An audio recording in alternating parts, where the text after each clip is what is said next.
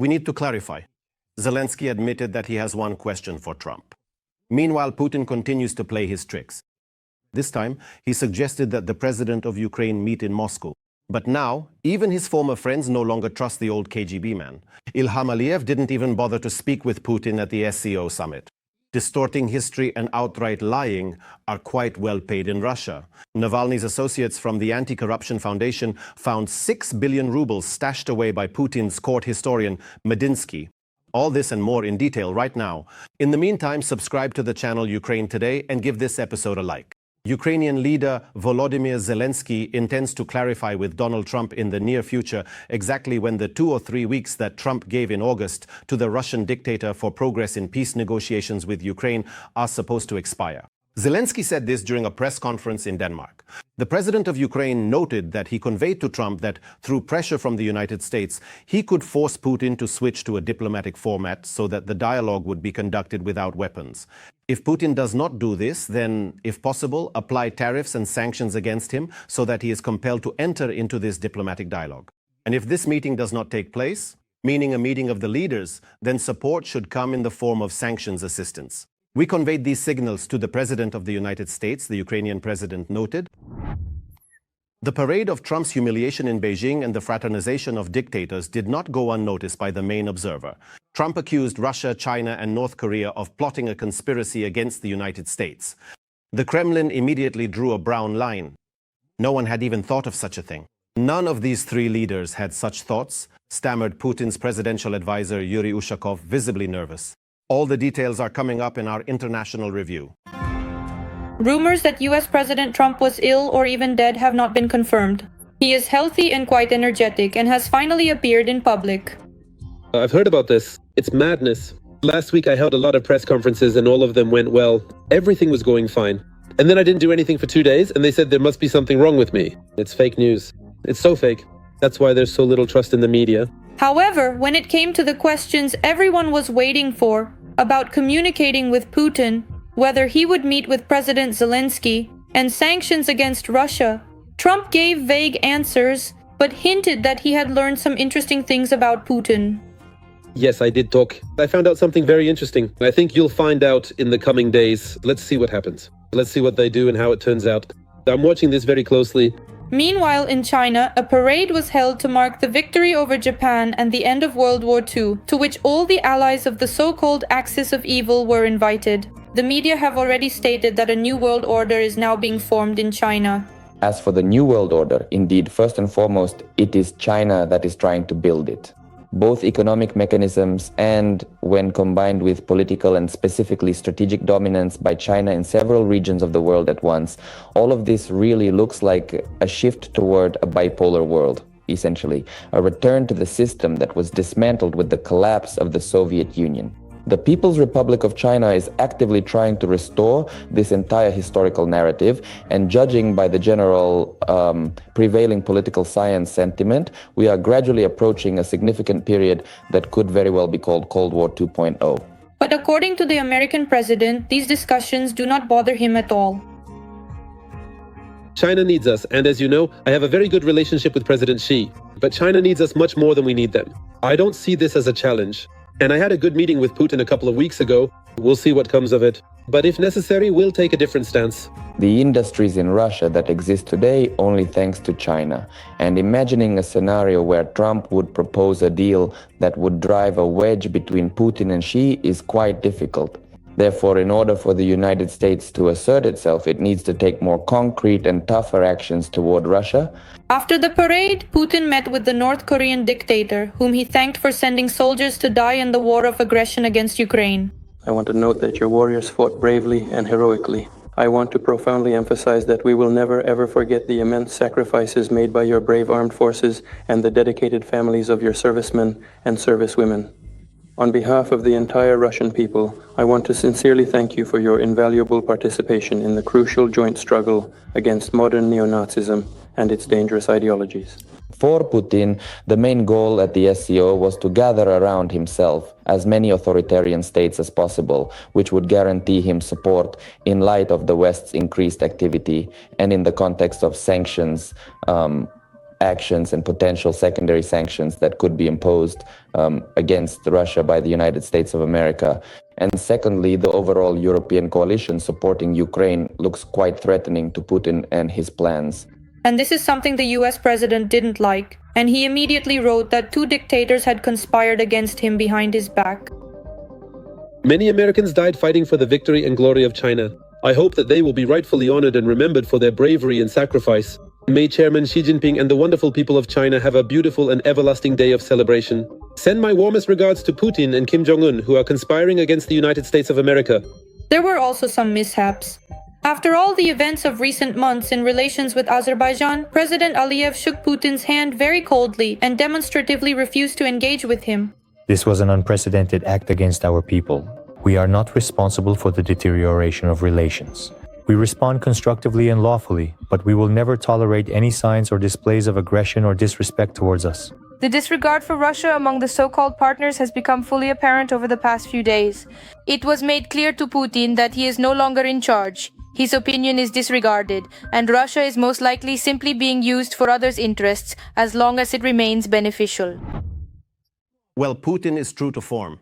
The Russian dictator is already inviting the president of Ukraine, Volodymyr Zelensky, to negotiations. But where do you think? To Moscow. He announced this at a press conference following his visit to China. I have never refused this. If the meeting is well prepared and leads to some positive results, in the end, if Zelensky is ready, let him come to Moscow, Putin stated. At the same time, he questioned whether there was any point in such a meeting and once again hinted at Zelensky's illegitimacy. Well, as we can see, nothing new here. The KGB master of deception continues his games. The only question is whether the master of big deals from Washington will fall for them again. China's nuclear threats. At the parade, China showcased its latest intercontinental ballistic missiles and drones. In particular, we're talking about the Dongfeng 5C missile, whose range is sufficient to strike targets anywhere on the planet. So who is Xi Jinping threatening in this way? We'll tell you, among other things, in our military review. Another terrifying military parade. This time, the initiator of the obscurantism was China. The cherry on top of the showcased hardware was Beijing's nuclear gesture.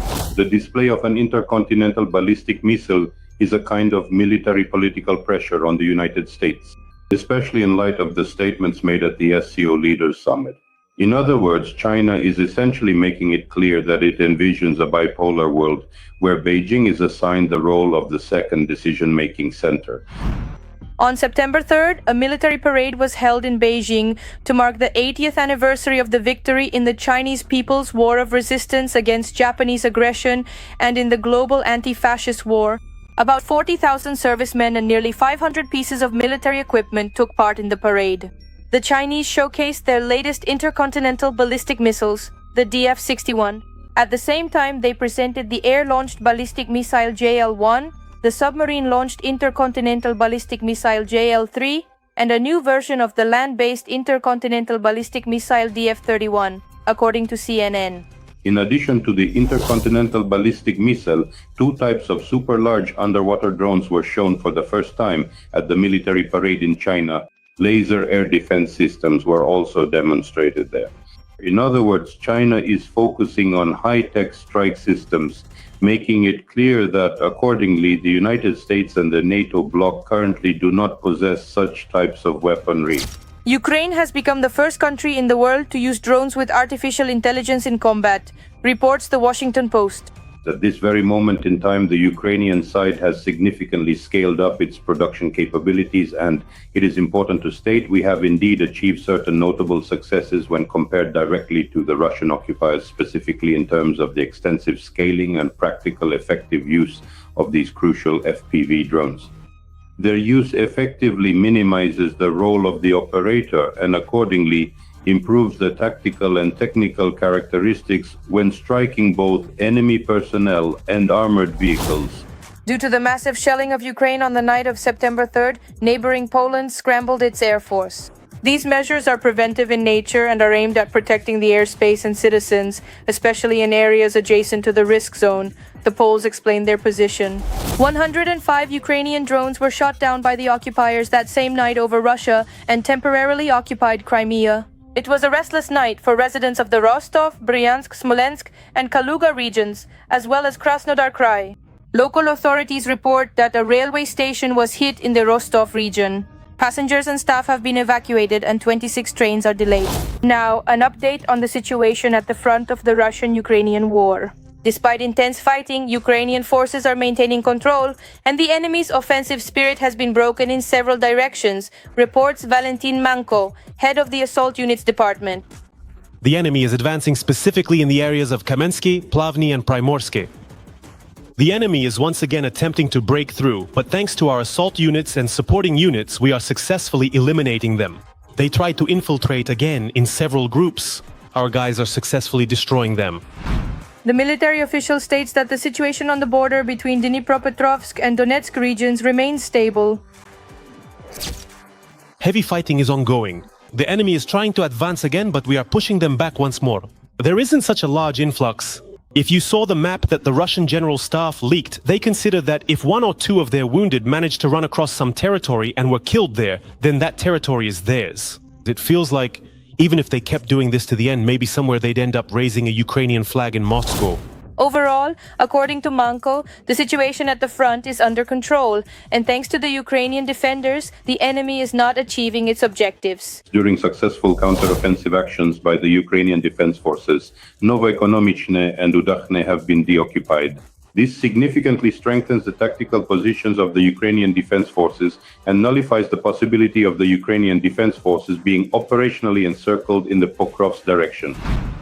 At the same time, the Russians are also employing a new tactic of shelling Ukrainian cities. For the second day in a row, air raid alerts in Ukraine have lasted almost around the clock, with only brief breaks. Experts note that, first and foremost, this is being done to undermine the morale of the population. Secondly, due to defeats at the front, the Russian army is trying to kill as many civilians as possible and destroy their homes. Russia has begun actively spying on Ukrainian energy facilities, which indicates preparations for mass attacks and new attempts to plunge Ukraine into a blackout during the upcoming autumn-winter period. This has been reported by Ukrainian defenders. All the details are in our report. A new blackout is just around the corner. The military reports that in the near future, Russia may once again try to cut off Ukraine's electricity and is already preparing attacks on our energy infrastructure. Based on the analysis of enemy reconnaissance UAV flight routes outside the frontline zone and eyewitness reports, I can say that they are currently interested in energy facilities and the state of their protection, substations, transformers, electrical and gas infrastructure. This surveillance and route mapping can also be carried out using Shaheds and Gerans, which attempt to attack Ukraine on a daily basis. According to analysts, the cameras installed there have also recently been able to transmit information across the border.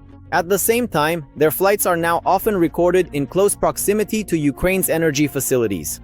Although for now, these are not their final targets. Is it possible for our energy system to be destroyed or damaged?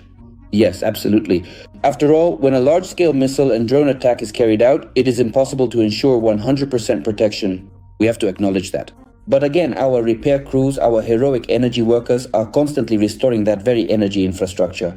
It's obvious that we shouldn't harbor any illusions about the enemy's treachery. The enemy will strike us at the moment when we are most vulnerable, when the load on our energy system is at its peak, when temperatures are below zero, when we all seek warmth and accordingly turn on our heaters. The country's leadership also understands that with the onset of cold weather, Ukraine's energy sector will be at increased risk. President Volodymyr Zelensky has already warned about the threat and at the same time shared this information with our partners so that the upcoming Putin terror will not come as a surprise to the West and will have real consequences for Moscow. Russia is planning further attacks on the energy sector. Specifically regarding the Russian threat to the infrastructure of our nuclear generation in Ukraine, the information has been passed on to Ukraine's energy ministers, the IAEA and Mr. Vitkov. The Minister of Defense of Ukraine has passed the information to his counterpart in the United States. At the same time, analysts are also naming the reasons for such threats. The main reason is the failure of Russia's summer offensive campaign. Their attempt to break through the front and thus force Ukraine into peace has ended in complete fiasco. Now, once again, they will try to put pressure on the population. Although it's the same over there, even the most notorious ones say, guys, they know who's bombing, who's blowing up substations, who's striking the thermal power plants. They hate us, not Zelensky, not Ukrenergo, not DTK, not the energy workers. They hate us. How are we supposed to be friends after this? Guys, is it finally starting to sink in for you? We're not stupid. We know who's to blame for our troubles. Another reason given for possible winter strikes on the energy sector is that later, Putin simply won't be able to carry out terror attacks. Moscow's window of opportunity, though slowly, is still closing, both due to sanctions and political pressure, and because Ukraine is being supplied with various air defense systems. He understands that basically at some point the Europeans and Ukraine might convince Trump to say, stop, let's actually contain Russia. And he realizes that the window of opportunity might close while things aren't working out at the front. Again, he might be preparing for terror. The goal of terror is to break resistance. The aim of terror is to create problems here, not only for us, the citizens, but also for the economy because it affects certain economic processes. And in addition, there will be a very powerful infrastructural attack and operation, and the GUR has already warned about this. And what will these information operations be based on? That is, supposedly, this is in response to strikes on oil refineries. Let Ukraine stop striking Russian oil refineries. That's how it will be communicated to the outside world. And then allegedly Russia will stop striking the energy sector. According to meteorologists, temperatures in Ukraine will start to drop as early as the second half of September, and the first frosts are expected at the end of October. It is precisely during this period that new attempts by Russia to cut power to Ukrainian regions are possible. We are entering the autumn period. Right now, we are entering the autumn period. Obviously, this problem is becoming more acute. Moreover, once again, the days are getting shorter, it gets dark earlier, and the need for lighting increases. And in a couple of months, there will also be a need for heating and so on. And of course, could the Kremlin try, let's say, to create problems for us in this regard? Undoubtedly, such risks exist.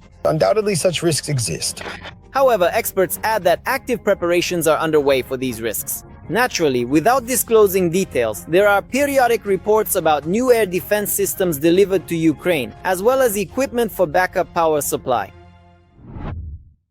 Putin's worst nightmare come true. A new NATO forces headquarters has begun operations in Finland, located just 300 kilometers from St. Petersburg. You can see all the details in the report. Every voice matters. Join our community, support independent journalism, and help us bring you the truth from Ukraine. Become a member of Ukraine today. Join us now. NATO, a new neighbor for Russia. On September 1st, the regional headquarters of the alliance's land forces officially began operations in the Finnish city of Mikkeli, according to the Finnish army. Mikkeli is located just 140 kilometers from the Russian border and a little over 300 kilometers from St. Petersburg.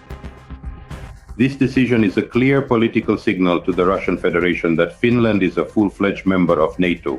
We can consider this a counter-move by the NATO bloc in response to the construction of new military bases near the border with Finland. This includes Kandalaksha, Petrozavodsk, and a number of other settlements within the Russian Federation. At the initial stage, the headquarters plans to accommodate about a dozen people. In the future, the staff is expected to increase fivefold. NATO is making it clear to the Russian Federation the possible future scenarios for the development of events, at a time of escalating tensions directly on the borders with the NATO bloc. Let me remind you, Finland joined the NATO bloc in 2023, and after that the total length of NATO's border with the Russian Federation doubled and now amounts to 2,600 kilometers. The headquarters will manage the alliance's ground forces in the northern region, coordinate the actions of national armies, as well as jointly plan exercises and operations. The new structure will report to NATO's Norfolk Command in the United States, which is responsible for the Atlantic and the Arctic. Recently, the Russian Federation has been undertaking a series of provocative actions on the borders with the NATO bloc. This concerns not only land borders, but also accordingly maritime borders. This includes the incursion of a Russian vessel into Estonia's territorial waters. This includes a statement by the Russian Ministry of Defense regarding claims to the Swedish island of Gotland in the Baltic Sea, as well as the recent incidents involving the jamming of GPS signals, specifically affecting Ursula von der Leyen's aircraft. Finland's Minister of Defense, Antti Häkkänen, has approved the deployment for August 2025. Last fall, Häkkänen emphasized that the establishment of the headquarters in Mikkeli is a signal to Moscow. Finland is a full-fledged member of NATO, and the alliance plays a key role in ensuring its defense. NATO has taken advantage of the current situation that has developed in the post-Soviet space. Accordingly, no one asked the Russian Federation for permission regarding Finland and Sweden's accession. Essentially, the point was that Finland's accession to NATO marked the end of its 75-year status as a neutral country. The main reason for Finland abandoning its long-standing neutrality and joining NATO is the Russian invasion of Ukraine. Threatening to prohibit the expansion of the military alliance, the Kremlin dictator launched a war in Ukraine, where for the 4th year he has been killing people and destroying their homes. Meanwhile, right under his nose, or more precisely, right up to Russia's border, NATO itself crept up unnoticed by Putin, expanding its scale and spheres of influence. Distorting historical facts and outright lying are very well paid in Russia. For example, Navalny's associates from the Anti-Corruption Foundation discovered 6 billion rubles stashed away by Putin's court historian, Medinsky. While you watch the segment about this ghoul, please don't forget to like this episode and subscribe to the YouTube channel Ukraine Today. He is one of the few members of Putin's administration who can arrange a meeting or a personal conversation with the dictator. He takes part in closed seminars with Katerina Tikhonova, Putin's daughter. He is willing to lie and engage in propaganda. Ultimately, it's all about the money. Vladimir Medinsky is the Russian ideologue of the Putin regime, born in the Cherkasy region of Ukraine, who loves Russia and Putin more than any Russian. And yes, he served as Russia's Minister of Culture for a long time. During his tenure, the ministry actively interfered in all aspects of the work of its subordinate institutions, making a decent profit from it. And here is the allocation of tenders by the Ministry of Culture, headed by Vladimir Medinsky. And this is the building where Medinsky bought a 2-story penthouse for which he does not have sufficient legal income. On the top, there's also a huge terrace with a stunning panoramic view of Moscow. There's also a gym and a library there. On the first level, there are bedrooms and a 70-square-meter living room with ceilings 2 stories high, 8 meters. You get used to the good life quickly. After resigning as Minister of Culture in 2020, Medinsky moved closer to the hand that feeds, in the Kremlin as Putin's aide. It's a very tough job, but it is incredibly useful and absolutely necessary. After the negotiations between Russia and Ukraine in March 2022, Medinsky's position was significantly strengthened, not only in the Kremlin, but also financially. It's a matter of basic human decency. It's a question of ethics, which after all is where we started, with culture. Putin keeps him close at hand, and he dutifully upholds the spiritual bonds. It was Medinsky who became one of the authors of the presidential decree on traditional spiritual and moral values signed by Putin in 2022. And where there is fame, there is also money. In the fall of 2023, in the midst of the war, Medinsky's wife and children were vacationing on the French Riviera in Monte Carlo, Cannes, and Nice. We have a bottomless barrel of money. Medinsky didn't stop and kept proving to Putin that he would do anything for huge amounts of money.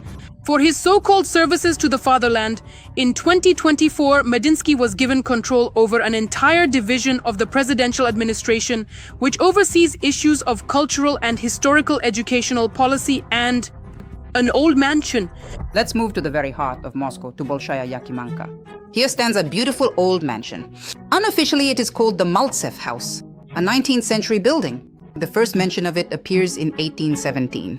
But no, they built a hotel here with 22 rooms and a restaurant on the first floor. The hotel business in Moscow can be extremely profitable, especially since this is such a touristy location. The building has been restored and it's large, 1,000 square meters. The property turned out to be a gift to his daughter for her 18th birthday. Medinsky's 18-year-old daughter Maria, because it was she, or more precisely her company, that had just miraculously become the owner of this historic mansion, which was originally transferred to the Military Historical Museum Center. Medinsky didn't leave his son out either. As befits the golden youth, the boy comes with a dowry. Last year, he became the owner of a company that owns a 336 square meter space in this building on Mishurinsky Prospect. It is leased out as a restaurant, and its value can be estimated at 110 million rubles. Another company, Medinsky Jr., owns a 383-meter space in the same residential complex where we found the Medinsky's penthouse. Residential upstairs, commercial downstairs. Very convenient. Wonderful, spacious place. You can rent it out, not work and live on passive income. Well, or just sell it. Such a space costs 190 million rubles. And 6 months ago, Alexander Medinsky opened an Italian restaurant. It's called Il Letterato, or Literator in Russian. Just take a look at where it's located. Here is the Lenin Library, here is the Cathedral of Christ the Savior, here is the Manege, and here is the Kremlin. And right between them is the restaurant owned by Medinsky's son. Medinsky's son also owns a small apartment that he bought 3 years ago in this building, directly across from the luxury residential complex where the Medinsky family themselves have a penthouse. Maybe they sent him there to spend the night as a punishment. Medinsky Sr., as is typical for a Putin-era official, receives benefits or lives at the expense of ordinary Russians. Medinsky Jr.'s restaurant business receives a subsidy from the Moscow Department of Property, a rent benefit, over 12 million rubles. The entire Medinsky family is swimming in money earned through blood and lies. Medinsky's mother-in-law owns an apartment in Moscow City, and both she and the former minister's sister have a couple of expensive apartments. And of course, Medinsky's wife has plenty to show off as well. She is registered as the owner of 8 companies that possess thousands of square meters of retail and office space. And they also have an entire family estate in Vatutinki. Officially, it is divided into 3 parts and registered under Medinsky himself, his sister, and his father. We carefully recorded all of the Medinsky family's real estate in a table, the properties they personally own and those owned by their companies. And it amounted to almost 6 billion rubles. Currently, Medinsky's main sphere of influence is the new line of school history textbooks. He is helping to spread Kremlin ideology among school children. High school students are not encouraged to think. Instead, they're asked to prove the nonsense that comes from Medinsky's mind. You won't find any truthful accounts here about sanctions, wars, poverty, or repressions. All you'll see are illustrations of Russia's successful life. Photos of the Sirius School, the Lakhta Center skyscraper in St. Petersburg, the Sberbank office in Moscow City, and Yandex. Everything is expensive and luxurious, just the way the Kremlin ideologue's family likes it. This is a window through which curious students and teachers can enter the most fascinating world. Of course, for some reason it's not mentioned that in 2022, global companies left Russia. Instead of BMW and Mercedes, Russia now produces and sells Ladas without airbags. The ruble's exchange rate is hitting all-time lows. The dollar has disappeared from banks and exchange offices, and the yuan has become an important currency. In Ukraine, textbooks authored by Medinsky became grounds for a criminal case, while in Russia, Medinsky is a hero. Putin's scribe, who receives billions for rewriting history. All of this is done to present Putin to the younger generation not as a dictator and a bloodthirsty killer, but as the savior, not just of Russia, but of all civilization. That could have been, perhaps, the end of civilization. This absolutely could not be allowed to happen under any circumstances whatsoever.